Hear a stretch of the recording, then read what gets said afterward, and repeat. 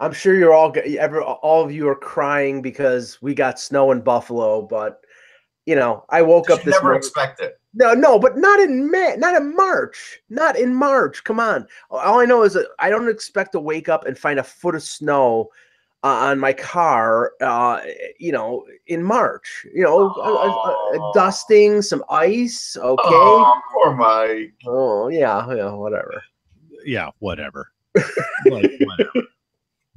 Well, Russ is going to have to battle hurricane force winds tomorrow, but because apparently now, first of all, we'll tell you what the weather story is for the outdoor game, the game that's being played in Annapolis at the the Navy Marine. Ooh, that's a bad one. The Navy Marine Corps Memorial Stadium. The outdoor practices. Oh, we're here with somebody in witness protection. Yeah. I'm going vintage Eklund today. Yeah, this is Eklund. This is Eklund as he was on Sportsnet during the trade deadline. Behind, as we're getting pelted with a nor'easter here, and we've lost power for the last 2 hours. So I'm turning everything down, all of you guys are even you're turning everything down on my laptop. Everything. Don't call us dim, Eklund. Peter's very sensitive to that. We're very smart. Now, come on. No, well, speaking of the weather act, we were just talking about the fact that they moved the practices of the Leafs and Capitals in Annapolis. They were supposed to be on the outdoor rink at the Navy Marine Corps Stadium. They moved. Yeah, the Leafs practiced at the Navy indoor rink in Annapolis, and the Caps practiced at their normal practice facility.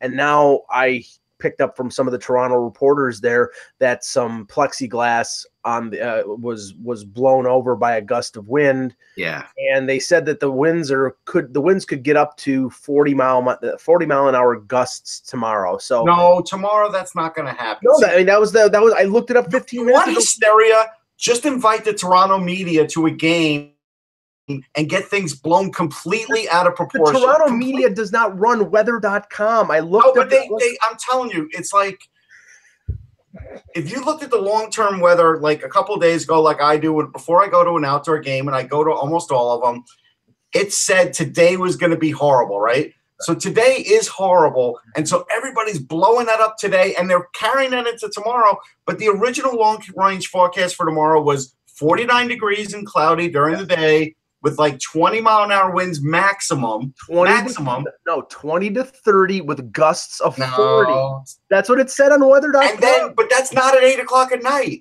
The game is at 8 o'clock at night, where it's supposed to be 30-something degrees, which is a good temperature, and maybe the winds will be 15 miles an hour at that point. And you know what they'll do?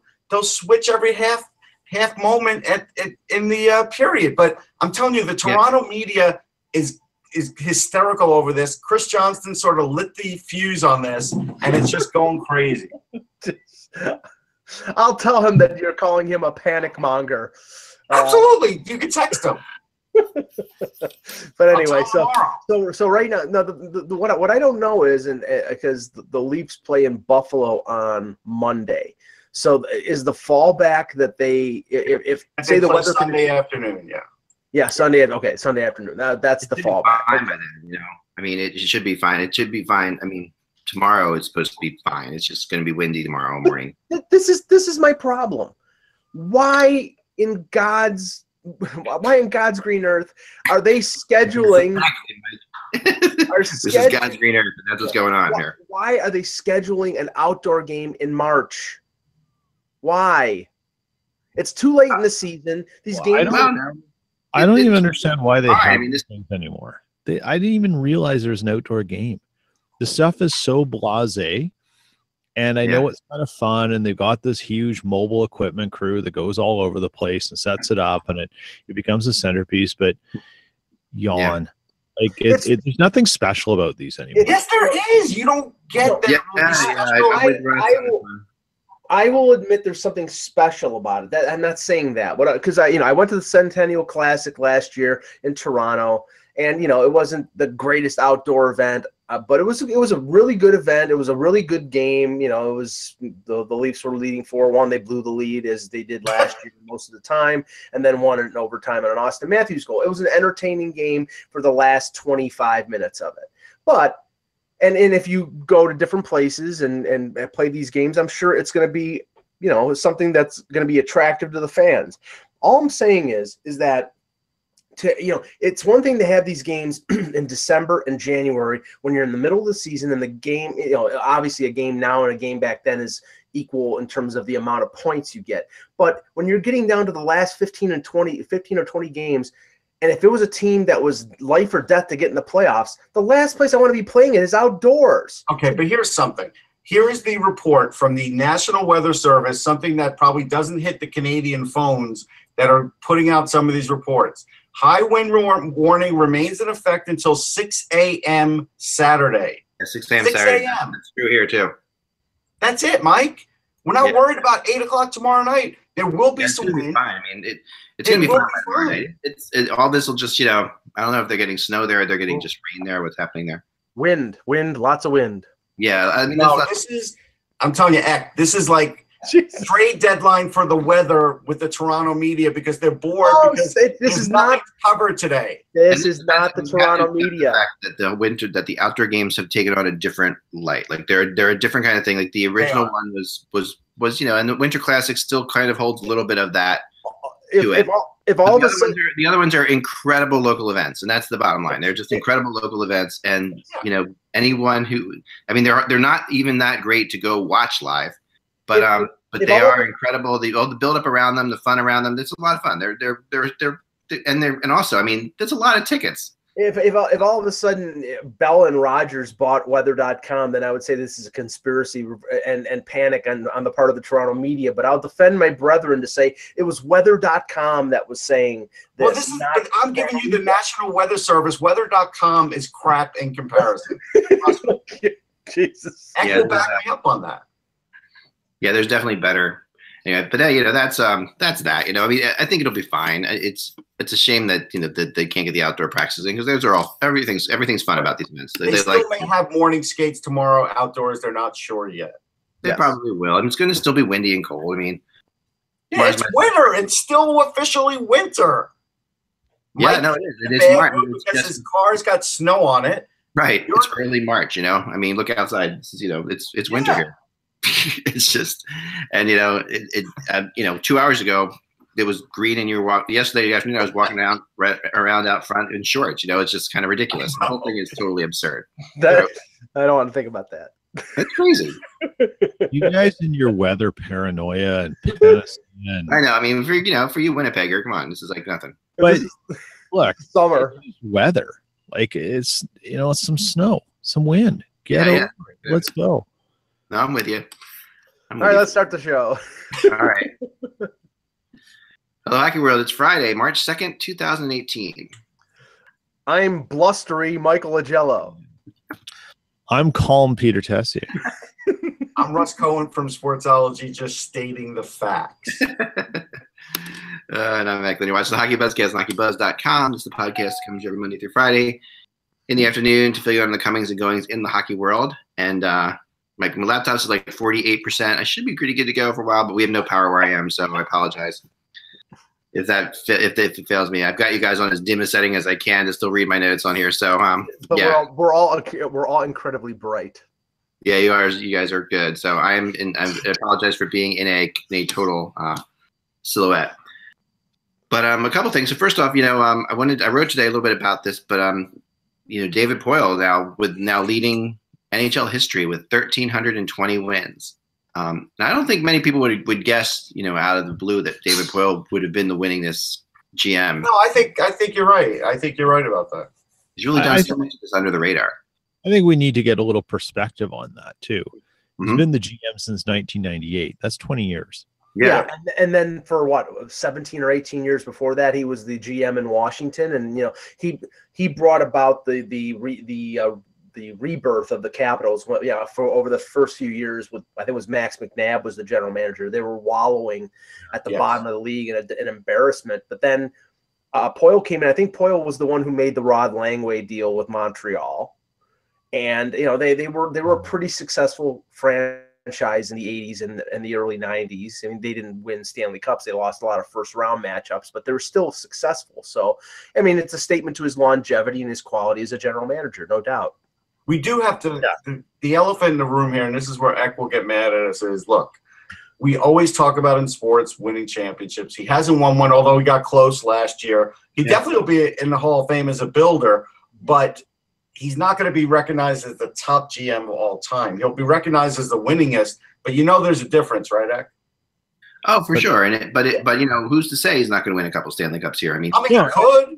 It's not really a slight. Got a team that's geared towards, that's as good a shot as any this year to win the Stanley Cup. And, I think he could win a couple. I mean, he is the thing about him. I mean, if you were to talk to him, he's one of the more serious characters in the world, and he's really, I always call him this. Talk to him. He's a regular guy. I mean, I give him full credit. Very regular guy, but he's very Spock-like in his appearance and his attitude.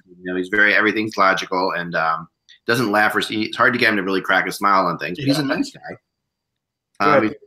Plenty pleasant enough guy. But the thing about it is, he has managed to convince two ownerships basically to stick with him through a lot of stuff. Like he. Now he's lost his internet. No, he'll get back. The thing about that is, and I haven't looked at the numbers, who's the all-time losingest GM? Wow, I don't know. It's a good question. Probably somebody else who's been around a very long time too. Yeah. Well, that's like who's the winningest pitcher in the Major League history, and it's Cy Young. Who's the losingest?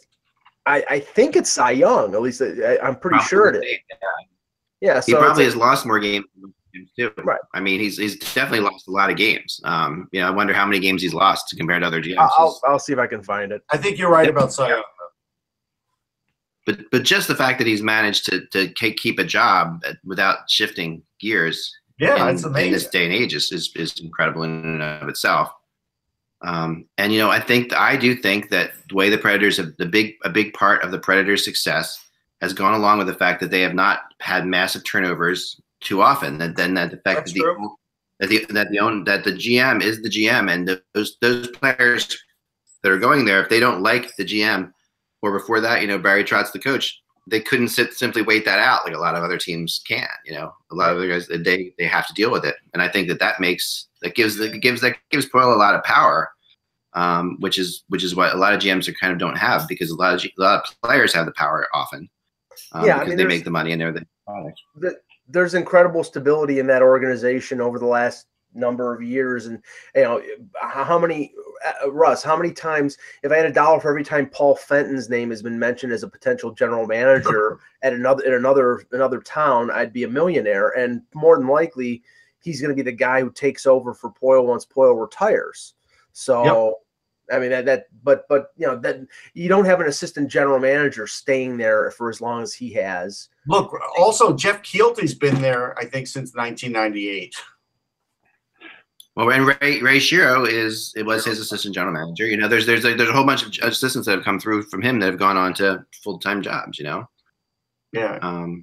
So there's a lot. I mean, I think it's really unique and a unique situation because he's also been in two markets south of the Mason-Dixon line. Think about that. Like the winningest GM of all time. Has been in southern markets his entire career.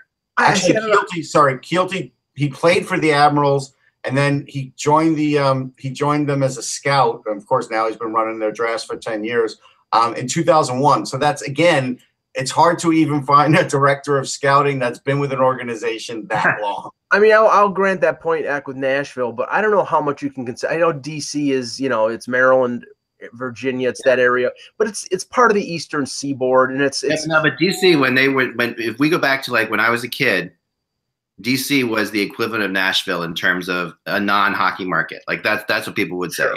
They would say non-traditional. Yeah, non-traditional. That they're never going to draw people there to see hockey. It's not going to happen. But it's been there since '74 now, so it's been there for 43 years. Yeah, so it's a hockey market now. But when I was a kid, in the '80s, we would drive down to the Cap Center and buy tickets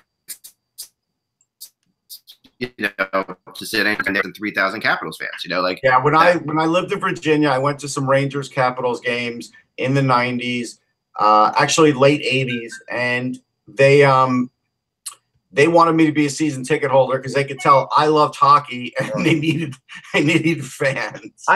Russ, I swear to God, and I admire the gumption and the stick-to-itiveness of the Arizona Coyotes ticket. You know, their drive to get people to subscribe or buy season tickets. I went to one game in Arizona 4 years ago, and I've gotten calls and emails every single summer. Yeah. They got me on their mailing list. Do you want to subscribe?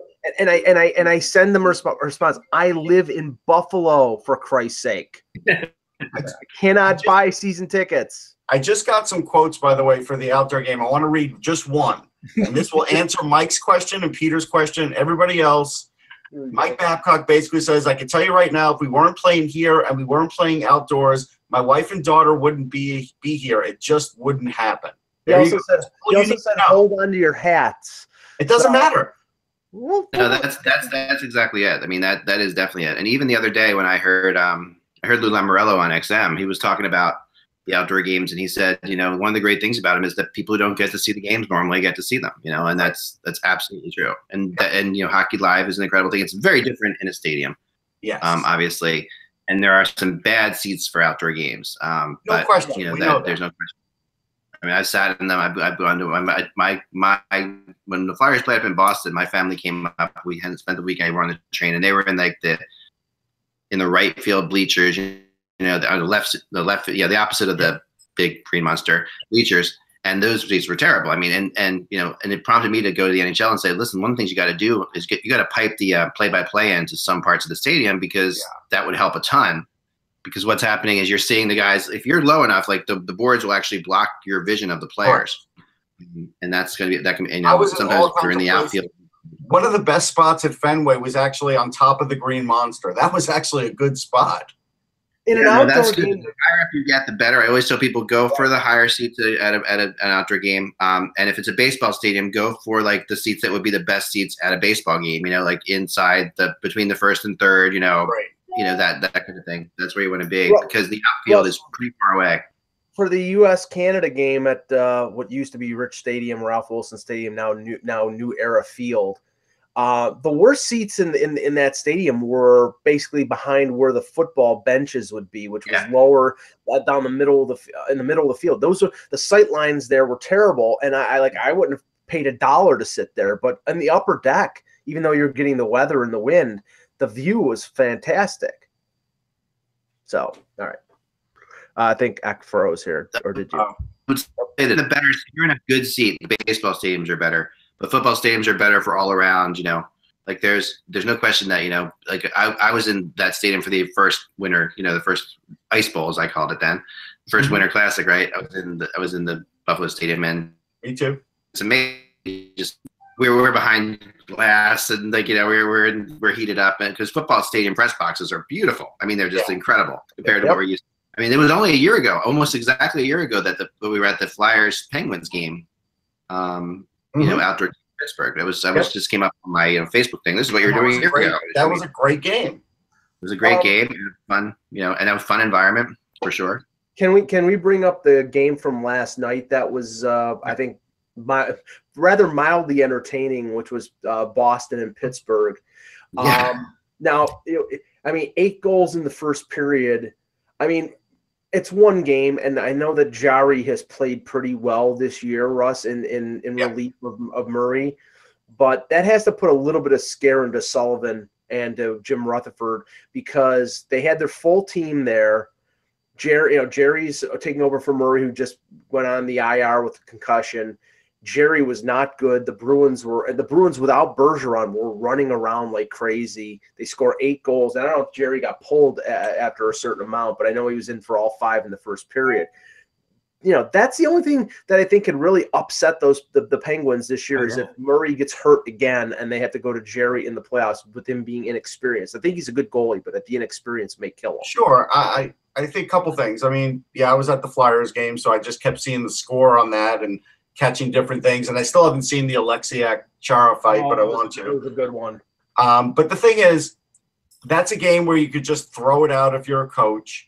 As far as what you're saying, it is true, but Jarry is going to get into some games now, and if for some reason Murray isn't able to play in the playoffs, you could bet the Penguins will play a completely different way with Jarry and net. So this is just, one of those that got away from him, but I wouldn't put too much stock into the way the season's going to go based on this game, even if Murray's hurt. I still wouldn't. Yeah. You know what? I think this is basically simply the ramifications of losing Ian Cole. I mean, for that game. Here's the thing about Pittsburgh. They managed to turn the switch on last 2 years, and Sullivan came in. He figured out what the problem was before. But I'm not entirely sold that when a few things happen to Pittsburgh in terms of particularly goaltending, that their defense is going to be at the same level they need it to be. And I think that's maybe their Achilles heel, given certain types of offenses and players, that the defense has to play at like a 90% level all through, up and down. It's not bad defense. Okay, so here's for them, Pete. Mike Doyle in the chat room said the Smith is actually the guy who started, gave up 3 goals on 4 shots, and Jarry came in for him and got killed, but they didn't have a third goalie. Right. So that's a little bit of skew. So I'm going to give Jarry a pass on that. I mean, I don't know I'm not entirely sold on the D being a championship D compared to what else is out there right now. Yeah, I turned that game up. I'm sorry. I know I'm getting out, but that's what I said the other day, Peter. It's like I said the same thing. That defense is not the defense that they've had the past couple of years. The defense last year, by the way, I mean, they even though, so they beat the Sharks, for the first of these cups, and then they beat the Predators, right? The team that beat the Sharks would have beaten the team that beat the Predators. I'll tell you that flat out. Like, there was no question in my mind that team was not as good. Letang was at his best in that playoff. He was phenomenal. Yeah, that Sharks team was better, and you can see that there's holes, and that this team you can see there's even more holes. That doesn't mean they still couldn't win it, and they still don't have a great the great possibility, because at any point in time you can put Kessel, Malkin, Crosby on the ice. You've got 3 of the best players in the league right there. So, what's probably going to happen in the playoffs is they're going to do what they did the last 2 years. Is they'll move Kessel down with Brassard and have Malkin on one line and Crosby on the other line, and it'll be impossible for them to check. But I mean, the thing is, everybody was saying that their defense was weak last year, and as we were talking with Kevin a couple days ago, they're without Hainsey, they're without Cole, and they're without Daly. So that's a half of your defense, and the 3 experienced guys, and you don't have them anymore. Defenses are not – you can't just keep replacing defenses. I mean, the Blackhawks learned you just can't do it either. I mean, you do run into a situation where, you have to – it takes a long time. It's taken teams like Philadelphia and, Winnipeg, these teams, a long time to build defenses. They still have a lot of time to get it fixed, though. They do. They do and they don't, because this is the secret about the Penguins. Am I sounding okay, or am I coming in? You're good. I want to hear the secret. Go ahead. The secret about the Penguins, I've talked to you about this before, Russ, I think, and I mentioned it probably on the show before. What people don't realize about the Penguins is when they are at their best, they're a counterattack team. They are not an attack team. They do not come at you in waves. They sit and they want you to come at them so that you make mistakes, and they make defenders. Uh-oh. The Penguins killed him, so he couldn't tell the secret. Hey, I'm back. You have me? Yes, we have you. All right, so what they do is the defenders, when they play against the Penguins, are always afraid to pinch, because against the Penguins, you have 2-on-1, 3-on-2s the other way. So this is the game that they wait and they wait and they wait. And what I think has happened with their success, the more success a team gets, the more they think they're the best team in the world, right? Because they've won 2 Stanley Cups. The more you think you're a good team, the more it's difficult for a coach to pull them back and say, we're going to be a counterattack team. And this is what they do in the playoffs, though, and we're going to do it again this year, I'm sure. And that's why things change in the playoffs for them. They become this. They switch into this. But right now, they're still in let's score as many goals. Yeah. Sure, but you know what? Here's the thing about them, and I've seen them do this in the playoffs, and they will do it again regardless of who patrols their blue line. Right. They have some really good defensive forwards, and they will play defense. These forwards will play rock-solid defense for them and make up for the differences, and I've seen them do it. Yeah, and last year in the conference final, they out-Ottawa. Yes. So they played that, 5 men in the defensive zone, limit the chances, keep them to the outside, and it worked. I mean, they went to double overtime of Game 7 before they won it, but it worked. Now, switching over to the Boston thing, Russ, and this was curious because we thought this guy looked like he was on life support in the Olympics. Brian Giunta got 2 assists last night. Yeah, I know. We'll see. I mean, that game was, again, sort of like a weird game, and so we'll see. We'll see what Brian Giunta looks like in a couple weeks. Maybe he'll prove us wrong. I mean, that's fine. I'm happy for the guy if he does. They played him on the power play. I think he was playing with. I think he's probably a fourth line guy. I do have breaking news. Yeah. The breaking news is Johnny Oduya is actually in the United States practicing with the Flyers. He had visa problems, and he wasn't even there yesterday. Still, from the time he was traded, he just showed up today. Well, okay. I mean, I didn't know that there was any kind of hold up with his. Oh yeah, he had a hold up. Yeah. That immigration problem. let's not go down. Those Swedes, you never can trust those Swedes. They're dangerous. Let's talk about that game in Philadelphia. The magic of Mrazek disappeared last night. I can't put it all on him, but I mean, the Flyers lose to the Hurricanes 4-1. I mean, the Hurricanes are life and death right now, Russ. They got to win. They're right now they're in that wild card race, and I don't think that they're, they basically have to win. They're in that race where they have to win or have to, every game to stay in it. Basically, they're looking to get on a roll. Justin Williams pretty much said that last night. Justin Williams, of course, was drafted by the Flyers and has family. His wife has family in Philly, so when they come back, it's always, a little bit of extra for him. He scores that first goal. That one's on Mrazek. Mrazek didn't seal it up, and Williams kind of just tested him with the stick there and pushed it through, right? A brilliant goal that literally took the wind out of the sails of the Flyers for sure. Because and even a little out of Mrazek, because even the next goal you might say he'd like to have back. But the rest of them were just on a team that played flat-footed, and this is the Flyers I'm talking about, a team that looked like they were stuck in the mud, a team that looked like they couldn't even get anything past the blue line for 2 periods. Like they barely had any good shots on goal, and that was the Carolina game plan, to bottle up the neutral zone. They did a really good job until that Konechny goal in the 3rd period where they actually had, a nice little fast break, but then they rebottled it up. This could be a formula for other teams against the Flyers. And that's the thing. So that's why Mrazek has to be short of brilliant to really make it all happen. And that's, so that was a great win for Carolina. They got Jordan Stahl back, and I think that was a big lift for them. Justin Williams basically talked about Jordan Stahl the same way you would talk about a cornerback in the NFL. Like, if he's there, you don't have to worry about that guy and sometimes that side of the ice. And so that made a big difference for Carolina. And you know what? Ward played great. Now, here's the funny thing. Again, I always go default back to this. Flyers fans always say, backup goalies and rookies always do great against Flyers. And Ranger fans say the same thing. Now, they also point out that Cam Ward's always great against the Flyers and never anybody else. Here's the funny thing about Cam Ward. Cam Ward won the Conn Smythe and the Stanley Cup as a very young goalie, right? Since then, he's still been an above-average goalie. He's just not an elite goalie. But for some reason, people always diminish what Cam Ward can do. Now, last couple of years, we talked about it. He had a definite drop-off. But he has played well this year and has really kept – without Cam Ward, Carolina would be dead. Because I forget the name of that other goalie that they signed in the offseason. Oh, you mean Steve Darling?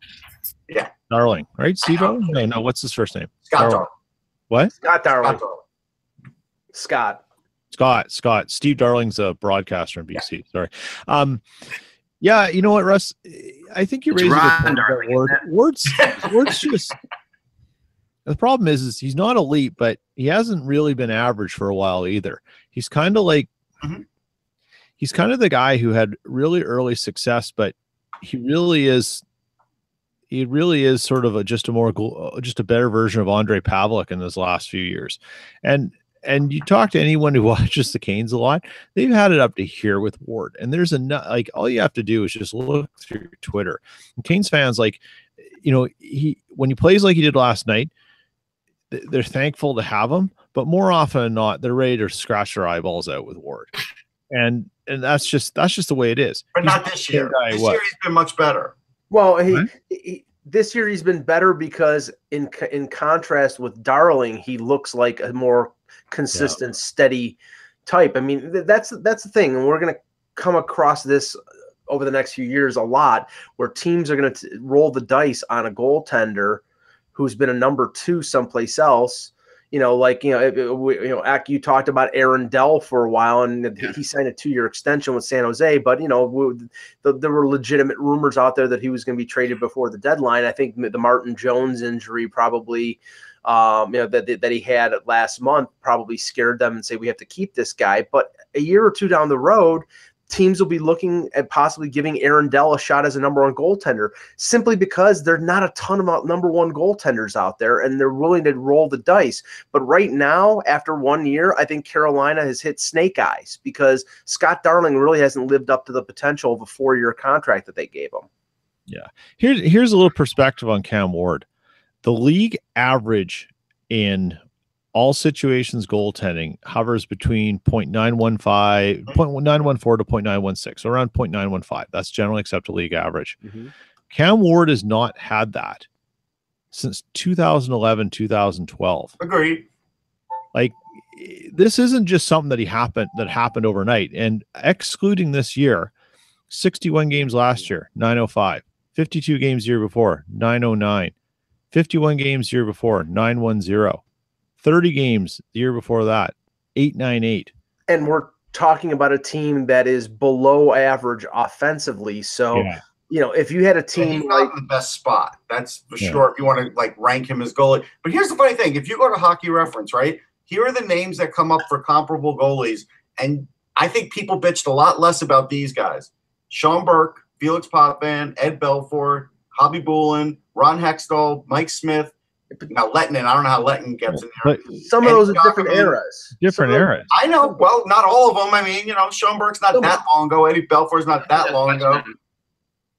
And hopefully I stick in there, guys. The storm is trying to off me. But they are different eras, but they're not that far. Watching Cam Ward last night, definitely you get a sense that he's a lot quicker than he's been in the last couple of years. Like he was very quick his first year when he won, but last night I was amazed by his quickness getting across.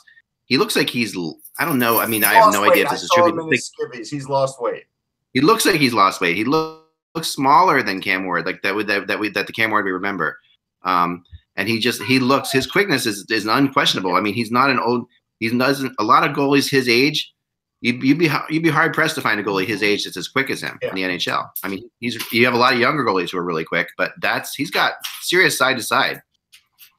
Yeah, he was in leggings yesterday, and his legs even look thinner. So I think he thinned down over the summer rather. And you know what? That glove save that he made was a tremendous save. That was a save that Cam Ward would have made 5 years ago.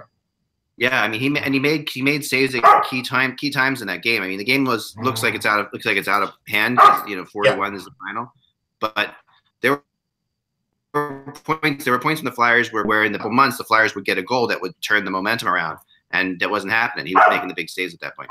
Yeah, why, guys? The dogs have lost their mind because the power's off and they don't know what to do. I guess they're used to watching TV or something. I mean, you're just dogs. They've lost their.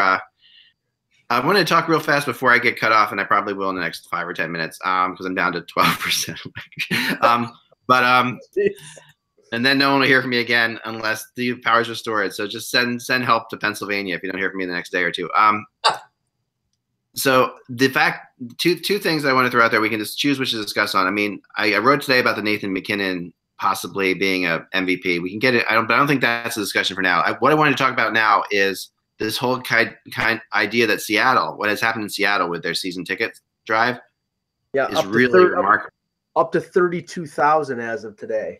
That's incredible, and I think that's That really says something about hockey more than it does Seattle, I think, right now. I mean, Seattle's a big city, so you'd expect people, but I definitely think that it says something about the fact that hockey is becoming a very popular sport in the U.S. You know, you're really starting to see. But can I ask the one question that begs to be asked?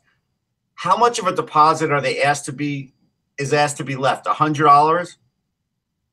I'm not sure. Not sure. That's a good question. I got to find that out because you're right. I mean, that's very would tell us the real, like, because again, if you're telling me, hey, if you're interested in season tickets, all you got to do is leave me $100. I'll leave you $100. So will everybody else. That's what I'm curious about. Not me. Not Mike. Of course not Mike. You know, Russ, if it was, I mean, they don't even have a franchise. Right. So why would you ask for any more?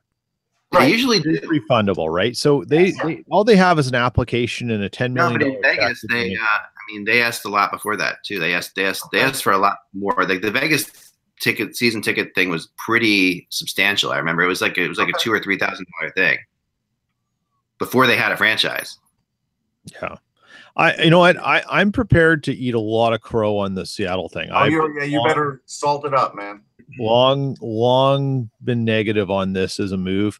I'm still have some concerns about it, but you know, something like this happens, you got to admit you were wrong, and I was wrong. I was very negative about this. So if it keeps going in this direction, hey, that's a good news. I'm glad to be wrong. I think before you eat crow too much, the one thing I'll say is I've talked to some people around the league and asked them, you know, are you possibly going to go to? Are you considering maybe moving to Seattle to work with that team? You know, like people who are in the position that would be the ones who would be asked to go there, you know, as scouts or general managers or things like that.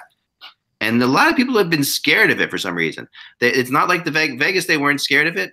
I don't know if it's the ownership or what it is. I don't know enough information about it. But one guy said that's a messy situation, and for this guy I really trust him. That's a messy situation. It's kind of surprising. It's the rain that's depressing. That's what it is. Well, I'll tell you the other thing about Seattle. It's really expensive, and getting around Seattle is a royal pain in the rear. Like it is ugly to commute. The infrastructure is not set up for the number of people there. No, it is. It's just it just can't handle the number. Yeah, you can't really. One of my friends who lives there says the best thing they could do would be to install zip lines around the city, so that you could like just if you want to go from one place to another, you would hop on a zip line because it's so difficult to get from place to place. Yeah. and Seattle's got this. Like, I mean, where Key Arena is, it's not hard to get to and from the highways, but once you get into that area, it's a gong show. It's a total gong show. So, I mean, you know, just if you knew Seattle, you might be like, oh my God, why would I want to go play that? Why would I go and work there? It's so expensive and it's such a headache to go around. It's interesting that the ownership, you know, Bruckheimer and I think it's David Bonderman. It's not Jeremy Bonderman, the former Detroit Tigers pitcher, but David Bonderman. That they're sort of putting the full court press on the NHL to give the stamp of approval by June of this year, by around the time of the NHL draft. So I think for the reason of they want to hire a general manager, and there's been talk that Ken Holland, whose contract is up on July 1st, you know, may bolt the Red Wings and, you know, would have complete and utter control of, you know, the operations with Seattle. That's a possibility. But they want some official notification, you know, fairly soon. And I think they're going to get it because I think the NHL really wants to go there. Oh, they're going to get it. It's going to be fine. The only headache in this whole thing. Pressure on him because a lot of pressure on that team because of what's happening in Vegas. You know, like there's a lot of pressure to see what happens. I mean, the headache is lockout. Yes. Welcome to the NHL, Seattle. Sorry, we don't have a season. Yeah, especially if one or both. Well, I'm not sure if it's the players or the owners who have the first right of refusal to start negotiating. I think it starts in 2019. I'm pretty sure it's the owners. I thought it was either. Yeah, the owners can opt out. It's time lapse. The owners can opt out by I think it's the summer of 2019, and then like 6 months later, there's a decision. I can find it out, but I think it's something similar to that. And that is a concern because, you're talking about an expansion draft. You're talking about setting up for your first season, and all of a sudden you have a lockout and you don't know when you're going to be starting. And that can, as well as everything got off to a great start in Vegas in terms of their success on the ice. I had the dollar figure. It's $500 to $1,000. Okay, that's significant then. It is. What I heard is I'm going to go after this because I'm that's impressive. That's really impressive. Yeah. Yeah. So I want to say there's a lot of money in Seattle, though. There is a lot of money in Seattle. But there's a lot of new money in Seattle too. So the thing I'll say is that I think that what I've heard, by the way, is the players. I think the players are the ones that are afraid about opting out. So I think that there's I think both have an option at some point. I think no, they do. Both, but it's not at the same time. One has an option, but no one's worried about the owners doing it. Like what everybody I've talked to say the players are the ones who are going to do it. Right. If it happens anywhere. Right. And the item that is upmost on the minds of the players is escrow. They hate escrow with a passion. Yeah. And really no solution for it unless you can time travel. That's the problem. Here's the problem. And Fair couldn't figure it out, and they'll never figure it out, because if you want revenue sharing, you have to have escrow. Right. There's no other. There is another way to do it. There are other ways, but they don't trust each other. So that's the only way you can get it done. The only other way you can do it, Peter, is by lowering the cap the following year by that amount, that whatever amount you're short, and that's something that players don't want anything to do with either. So it's like, to me, the escrow has usually not been a problem, and it was a problem this past year, but it's usually been not an issue. So it doesn't seem like there's enough here, and I think the NHL. I don't think we're going to see an extended lockout. I'm throwing knock on wood or anything like that. I don't think we're looking at anything like we've seen in the past. I really don't. I think if I were the players and I wanted to bet on myself in a negotiation, I would, and I can't believe we're even talking CBA. I mean, this is blowing my mind, but I'll just say it right now and then we can go on to something else. Yeah. I'd go take out the draft, take out escrow, hard salary cap, and it's determined on the same factors, and let it be the Wild West, and let us earn our dollars based on what we do on the ice and see how things fly. And never. Ever. Players want as little risk as possible. That's exactly. So that's why you always have these problems. Right. Because here's the thing, Peter. Can't take all the risk. For the people that side with the players, this is why I always sort of side down the middle. For people that side with the players want the least amount of risk possible and the most amount of money. And then on the owner side, it's most of the risk that they're incurring here. And so that's where we always have to sort of have the dividing line and understand that those are the two sides of it. Yeah. There's a lot of risk. I mean, I remember, this is the last thing I'll say, is I remember this is the last lockout thing too, but during the last lockout, or the last time we missed significant time, I was talking to an owner who said, I'm still paying all the people who work for this team. I'm still paying. I still have to pay my rent to the stadium. I still have to do all this stuff, and right now that we're not playing, I'm still paying that. And then the players don't have to pay that right now. No one has to pay for that, as this goes on. So there's definitely both sides of this issue. I think that they're in a pretty good space right now, and I feel like they've just come up with a pretty good solution. But I don't think there's enough there, and I think the NHL won't go hardcore because of Seattle. I think the NHL won't hardcore them, so I think they'll come up with something that'll appease both sides. Yeah, there are not too many points of conflict. Do you know that the owners? There really are. Do you know that the owners are going to try to get? It would be absolutely suicidal for them to even think about. Right, but what I was going to say is, you know that the owners are going to ask for less term on long-term contracts. They're probably going to try to get down to 6 years from 8, because you see some of these 8-year. I don't know. Right, Mike? I know they want to do that, but I think that if you talk to some owners, they'll be like, I don't know who that benefits more. There's a lot of 8-year contracts where those last couple of years benefit the players in a big way.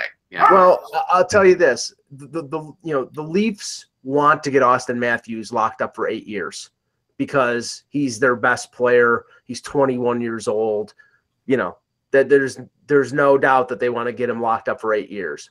But when it comes to other players, I don't think that they would have a problem asking for, having a 6-year max on a Marner or a Nylander or somebody they're maybe not as sure about. I think that, if that's the max, that has an effect on controlling a lot of situations. You can't have players like Milan Lucic asking for a 7-year max deal, and now 2 years into it, fans of Edmonton are looking at the buyout calendar on Cap Friendly to see how much the buyout would be. Yeah, I mean, you know what? I don't have a problem with I like the idea that you gotten rid of these goofy ones that are cap circumventing things. I have 12-year deals. I understand that. I didn't like that they in the last CBA, because of Brian Burke, and his boisterous nature, that they did this backdiving thing to go after him in reverse. I think that was kind of lousy. And I think it was probably, I'd love to know the inside story of how the owners voted for that when it was going to hurt some of them. What I think the thing with the contract issues is that there's still too many GMs who actually don't know what they're doing with contracts and cannot bring themselves to make tough business decisions. And this is, and I look, the GM's doing it, right? Because they all have capologists at this point. No, they don't. They don't. I think most do. A capologist is not someone who makes the deal. The capologist helps you fit things in. Yeah. Peter Chiarelli signed Milan Lucic to an albatross of a deal. No, but they all have a guy. Like, here's the thing. But Russ, hang on just a sec. Just a sec on that. Okay. They all have guys who help them that, but it's less and less because they understand it more. That's a business decision. It's nothing to do with a capologist. The capologist says we can make this work. The business decision is, should we do this? Right. That's the issue. And there's enough information, enough data to present and make the business case that was a risky deal.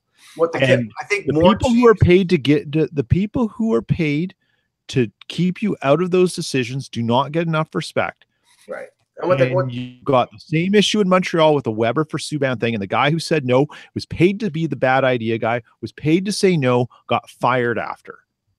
Okay. Here's what I do know. And you can't help what you're saying is 100% accurate. There's no question. It's not all about just the capologist either. There are some front offices now that are bringing in business people who know hockey, and there are classes and there are courses being taught for this now, and we will start to see a change in the hockey front offices real soon. Some of them do run old school. I totally agree with you, but some of them do have a guy that understands hockey and understands finances, but not everybody does. That's true. Yeah. And finance, it doesn't even have to be finance. This is it's risk reward. You don't need to get too complex on this. You have to just be able to look at things to say, what's my risk factor by doing this at this dollar, and how much worse am I off? Yeah. After. And people should be able to walk away. And I'll go back, and I've been meaning to do this, is like sort of an after the regular season kind of dead time of the year thing between drafts or whatever. I go back to the JP Dumont arbitration ruling. Remember that when Buffalo said no, and they walked away. Clark MacArthur too. Walked away. MacArthur a little different because of what happened after, right? But Dumont, it wasn't a bad idea. In fact, it was a pretty good idea given on what he did after. If I recall, and I haven't gone to look at the numbers. He didn't do much. He didn't do much after that that deal. And they walked away from. Remember Tim Kennedy, who was another player that they had, who was a Western New York native, and he asked for a little too much, and they said, go fish. And I think he maybe played 10 NHL games after that. He didn't have a lot of time. And that's the kind of stuff that the next what has to, and Russ, to your point, where the evolution in the front offices is going to happen is they're going to have the ability to say, we have to wait this information as much as we wait what our traditional knowledge about hockey players is, an understanding of how to build a team, because you can't use data entirely to build a team. There are other factors that say this works and this doesn't. Right. But you can sure use data in a heavier weighting set to make sure you don't get into these contracts that kill you. Like, look at Seabrook. It's killing the Blackhawks right now. Yeah. Sure. And it's going to continue to kill them. You're traveling. If you could travel back in time, it would help you out more. At that time, I don't think we killed them for Seabrook. But the thing is with Chicago, it's killing the Blackhawks not only because it's a bad contract, but it's on top of Taves and exactly and Hossa. Right. And you look at the team that's figured it out. Who is it? It's the Penguins, because they only have 2 at that level, and then Letang. No. I looked at it. I looked at it yesterday, and the thing is, because they just recently signed Hornquist for a 5-year extension at 5.3.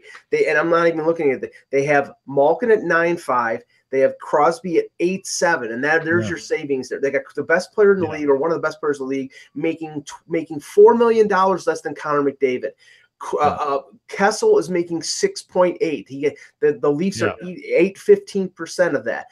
Letang is making over $7 million, and they're paying guys like Justin Schultz and Dumoulin over $4 million. So where it is, but those aren't the problem contracts. It's the ones that are at $7 million plus.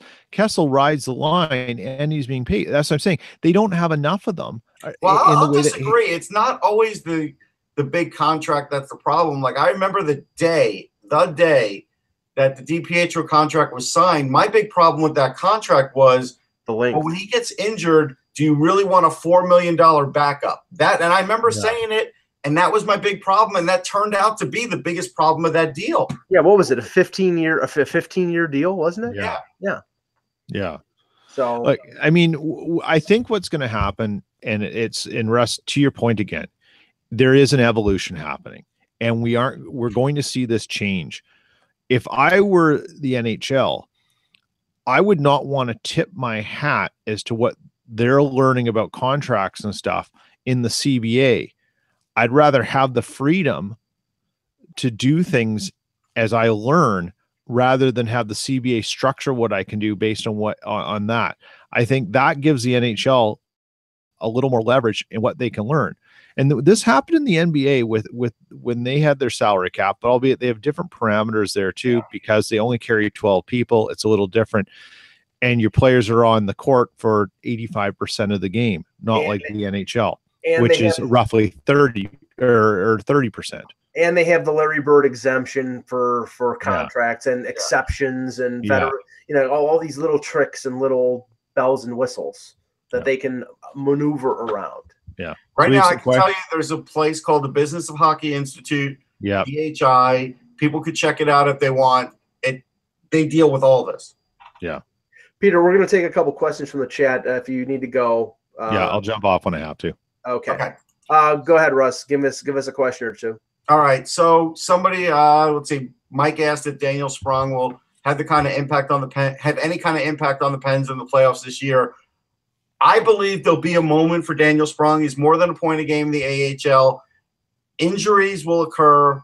Yeah. He'll get his shot. I saw him a couple months ago. I thought he looked great in against Lehigh. I think he will definitely get a shot. But right now he's 20 years old. A guy like Ashton Reese is much older, so they're going with the older players for now. Right. Just look at their roster last year during the playoffs. They went deep into the organization and had to use players that they probably didn't expect to use. So I can only assume that that's going to be the case this year. The playoffs are so tough, and injuries can happen. That I think if Wilkes-Barre Scranton is not if they don't go far, all those players will be black aces and they may get in.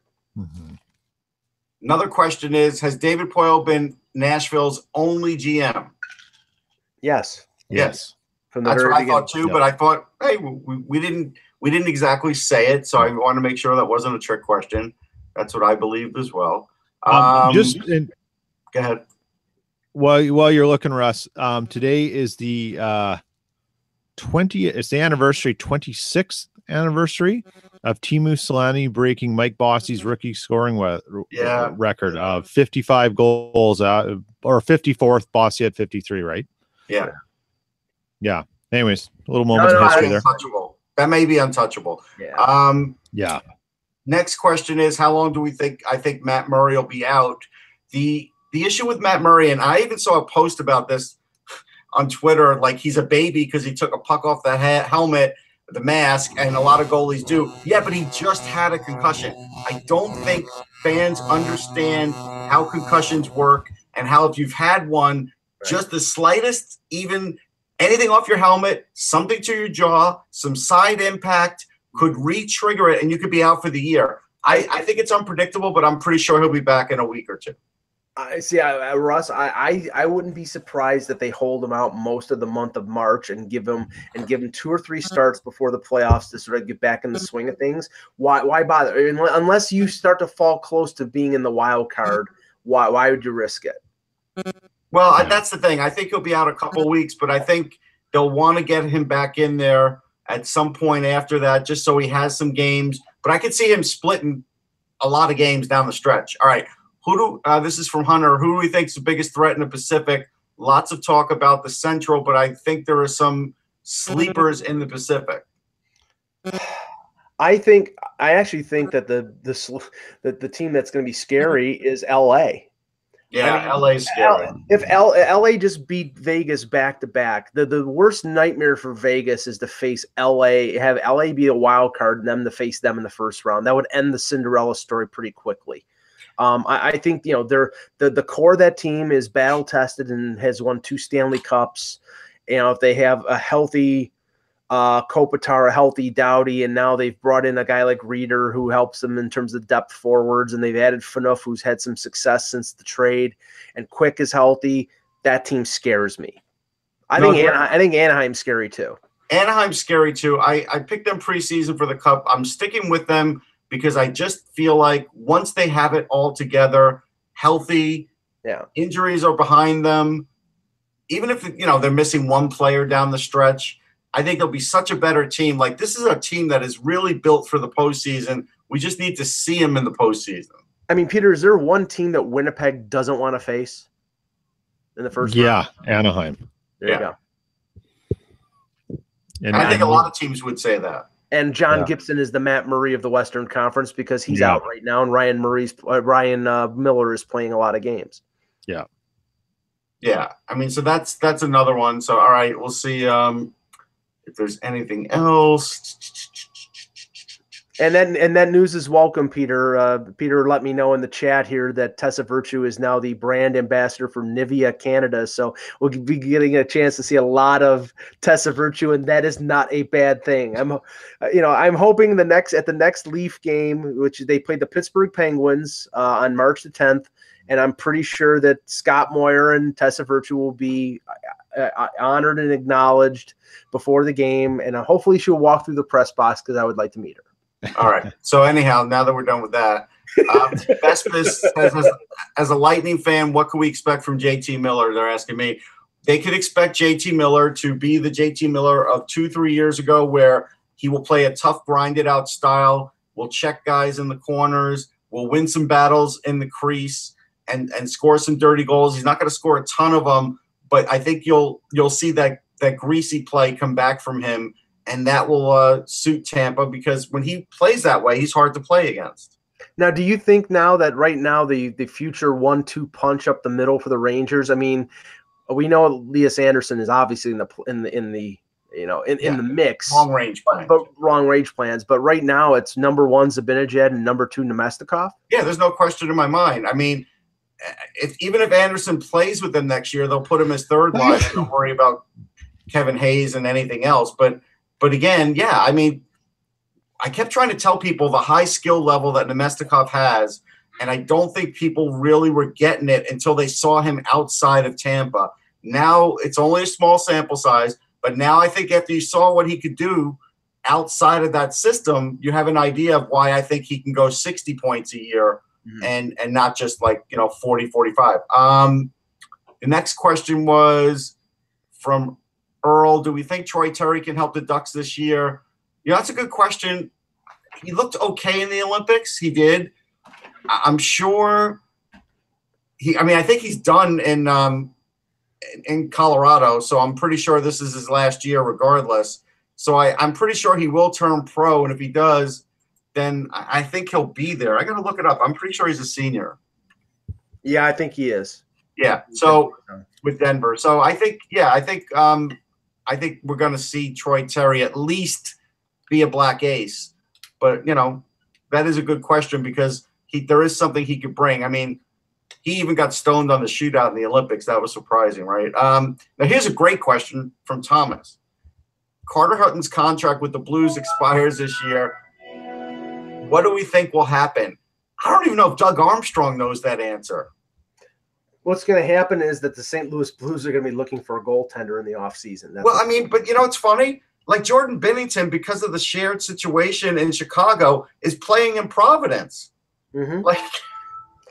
And the weird thing about that, Russ, is that Kazimir Kaskasuo, who was the Leafs' second goal, the Marlies' second goalie last year, was loaned to Chicago. So instead of having their own goaltender there, they borrowed somebody from another organization. But this is when Vegas was having all their problems with all their goaltenders, and they had Dansk and Legacy and all those goaltenders up there. They had to borrow a goaltender, but they didn't give him back to the Marlies, and now he's played all year with the Wolves. Now here's Binnington's numbers. He's got a 2.02 goals against at a .926 save percentage. If that doesn't get him a shot next year, then they will trade him, and he will get a shot somewhere. Yeah, I mean, right now, and I'm trying to see if I can find out. I mean, he's only played one NHL game. He's 24. He is ready. I think he's ready. I mean, if it was me, I would be done with the Jake Allen experiment. Yes. Just looking up to see what his salary is. I know that they signed him to a new deal recently. Yeah, Jake Allen right now, he has got another 3 years at 4.3. So it's not onerous, and maybe some other team would be willing to take a chance on him as a, as a fallback. Maybe a team like Carolina, or maybe a team like the New York Islanders who need a new goaltender would say, okay, we'll give Jake Allen a shot. But I don't know if St. Louis is willing to keep going back to the well. And this year they had Carter Hutton's basically taken over as the number one in the second half of the season because Jake Allen is just not playing well. And I know Tarasenko came to his defense, but I'm sorry, when the guy's not winning and the team loses 6 games in a row, there's something wrong there. So there is. So we'll see. We'll see how it all ends up. We appreciate all the positive comments in the chat room. That's very nice. Yes. Even Broken Narcissist was sort of nice today, which is surprising. And he had something nice to say about me. He said, "Ask her out, Mike." That's what ask her out. Yeah, there you go. I'll work on that. I want to thank Queen Dedine C, who said, "I'm the best. Keep up the great work." I appreciate that. Thank you. No, you're talking about me. No, she was talking about me, but thank you. For Eklund, for Peter Tessier, for Russ Cohen, I'm Michael Agello. Thanks for watching. And remember, without the buzz, it's just hockey.